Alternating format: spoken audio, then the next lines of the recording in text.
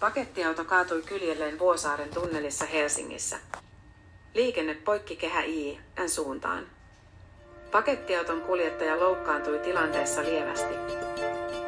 Pakettiauto kaatui kyljelleen Helsingin Vuosaaren sataman tunnelissa tänään keskiviikkona kello 11 aamupäivällä. Auton kuljettaja loukkaantui lievästi. Pakettiautosta hajosi osia tunneliin. Pelastuslaitos on kokonaan sulkenut Vuosaaren satamatien kaistan Vuosaaresta Kehä I:n suuntaan. Kun olemme saaneet ajoneuvon ulos tunnelista ja siivottua paikkoja, niin voimme avata reitin, kertoo päivystävä palomestari Sami Lindberg Helsingin pelastuslaitokselta. Onnettomuus ei johtanut tulipaloihin.